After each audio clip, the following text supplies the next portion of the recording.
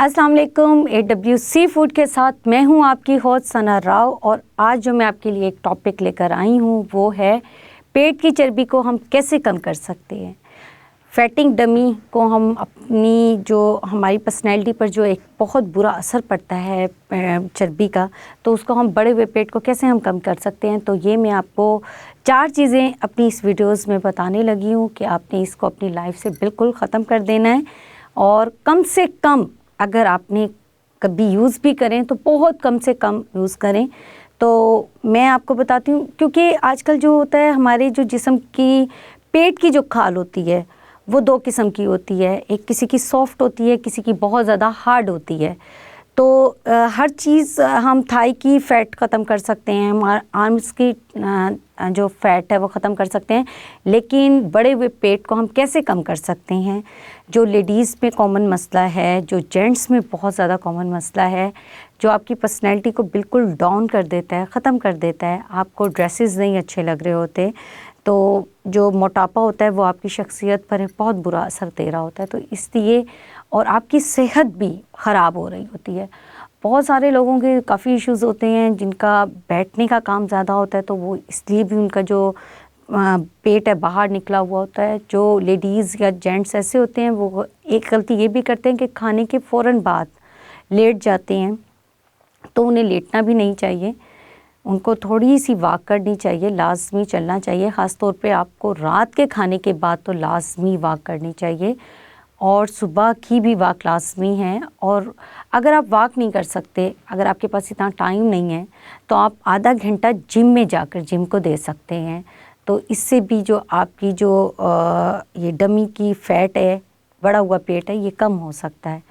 बाकी जो आप अपने किचन से कैसे इस चीज़ को ख़त्म कर सकते हैं, आपकी किचन में कौन सी एसेसरी ऐसी हैं जो आप उसको ख़त्म करके और कोई न्यू एसेसरी जो मैं अब आपको बताने लगी हूँ अपनी किचन में लाजमी लाएं और अपनी ये फैटिंग ख़त्म करें और अपनी सेहत का ख्याल रखें, अपनी पर्सनैलिटी का ख्याल रखें। आप कैसे अच्छे नज़र आएंगे और कैसे आपका पेट ख़त्म होगा, ये मैं अब आपको बताने लगी हूँ 4 चीज़ें। सबसे पहले तो आप नो रिफाइंड कार्बोहाइड्रेट आपके जो जिस्म में है वो इंसुलिन की कमी को ख़त्म करता है और नशास्ता की कमी को बढ़ा देता है।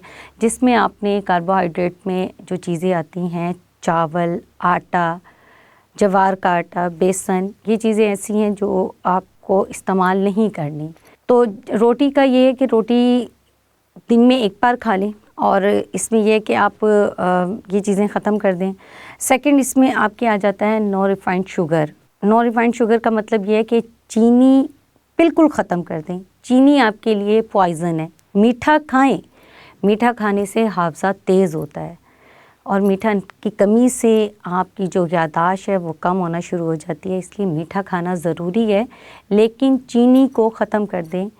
चीनी की जगह आप चीनी से जो बनी जो चीज़ें होती हैं वो भी आप ख़त्म कर दें। उसके अलावा आप जूसेस जो होते हैं, बाज़ार के डब्बे वाले जूस होते हैं, वो बिल्कुल लेना ख़त्म कर दें। वो बिल्कुल भी यूज़ ना करें, वो आपके लिए पॉइज़न है, वो ज़हर है समझें आपके लिए। सेकंड, आप इस्तेमाल कर बेकरी की चीज़ें होती हैं जिसमें आप केक होते हैं, क्रीमी बिस्किट्स होते हैं और इस तरह की चीज़ें होती हैं, ये आप बिल्कुल भी मत खाएं। और ख़ास तौर पे एक एज होती है, जैसे आप 30-35 की एज को आगे क्रॉस कर रहे हैं, तो आप इस चीज़ का तो ख़ास तौर पे अपनी डाइट का ख्याल रखें कि आपने ये चीज़ें बिल्कुल ख़त्म कर देनी है अपनी इस लाइफ से, अपनी ज़िंदगी से। तो इसमें ये होता है। और सेकंड होता है वेजिटेबल्स, ऑयल फूड्स जो होती हैं, वेजिटेबल्स होती हैं, उसको आपने ख़त्म करना है, जिसमें आपके कनोला, डालडा, सूरजमुखी, सोयाबीन, इस तरह की जो ऑयल्स हैं वो आप यूज़ मत करें। अब सवाल ये आता है कि हमने खाना क्या है। सही बात है। तो इसमें यह कि आप चावलों की जगह जो है आप कोई भी दूसरा, जैसे अब हम जौ का आटा इस्तेमाल करते हैं, जौ का आटा हम इस्तेमाल कर सकते हैं, ठीक है। उसके बाद हमारे पास जो ब्रेड होती है, ब्रेड आती है, आ रही है मार्केट में, हम वो यूज़ कर सकते हैं। सैलेड का इस्तेमाल हम कर सकते हैं, फ्रूट सैलेड का, सब्ज़ियों का इस्तेमाल हम कर सकते हैं, सब्ज़ियों का इस्तेमाल करें। गोश्त में हम लोग मछली का गोश्त खा सकते हैं, देसी मुर्गा खा सकते हैं और इस तरह की जो चीज़ें हैं वो हम ले सकते हैं। हम नाश्ते में दूध दही का इस्तेमाल कर सकते हैं। दूध दही है, बॉयल अंडा है, आप वो यूज़ करें, वो आपके लिए बेहतरीन है, आपकी स्किन के लिए भी, आपकी फैटिंग को ख़त्म करने के लिए भी, जो डमी की फैटिंग है उसको ख़त्म करने के लिए आप दही का भी इस्तेमाल कर सकते हैं। बाकी ये होता है कि इसके बाद दालें हैं, दालें हम लें। और अगर हम कभी भी हम लोग जो ये गोश्त वग़ैरह हम लोग बनाते हैं तो उसका जो शोरबा होता है वो शोरबा इस्तेमाल करें और उसको पिएं, वो भी आपकी जो फैटिंग को ख़त्म करता है। फिर डेली बेसिस पर रूटीन में डेली टाइम में दिन में आप ग्रीन टी यूज़ करें, ग्रीन टी पिएं। कॉफ़ी और चाय का इस्तेमाल थोड़ा कम कर दें और ग्रीन टी का इस्तेमाल ज़्यादा कर दें। 1 कप 2 कप जितना आप ले सकते हैं वो लें। ऑयल में आप सरसों का तेल इस्तेमाल कर सकते हैं। हमारे ज़माने में तो बल्कि जो हमारी अम्मी वग़ैरह होती थी वो सरसों के तेल से ही खाना वग़ैरह बनाती थी, फ्राई करती थी चीज़ें। देसी घी इस्तेमाल करती थी।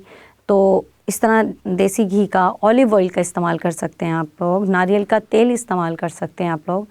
और पराठा जो है जिसको बहुत ज़्यादा फैटिंग है, उसकी डमी बहुत ज़्यादा बढ़ी हुई है, तो पराठा तो आपने बिल्कुल भी नहीं खाना।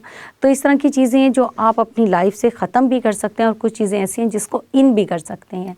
तो ये आप पर ख़ुद पर डिपेंड करता है। आप अपनी किचन से ही स्टार्ट करें कि हमने किस चीज़ को अपनाना है और किस चीज़ को हमने ख़त्म करना है। अगर आपका पेट कम होगा तो आपकी पर्सनैलिटी बहुत अच्छी लगेगी, आपके कपड़े आपके ऊपर बहुत अच्छे लगेंगे। तो इसलिए अब ये सारी चीज़ें जो मैंने आपको बताई हैं ये आप अपनी रोज़मर्रा लाइफ में ज़रूर लाएं और मुझे बताएं कि आपको मेरी वीडियो कैसी लगी है। बाकी बहुत बहुत शुक्रिया मुझे इतने अच्छे फ़ीडबैक देने के लिए, मेरी वीडियोस को लाइक करने के लिए। मैं अपने फ्रेंड्स का बहुत शुक्रिया अदा करती हूँ कि वो मेरी वीडियो को इतनी दिलचस्पी से देख रहे हैं और डेली लाइक्स दे रहे हैं और मुझे इतना अच्छा फ़ीडबैक दे रहे हैं। दुआओं में याद रखिएगा। Thank you, take care and अल्लाह हाफ़िज़।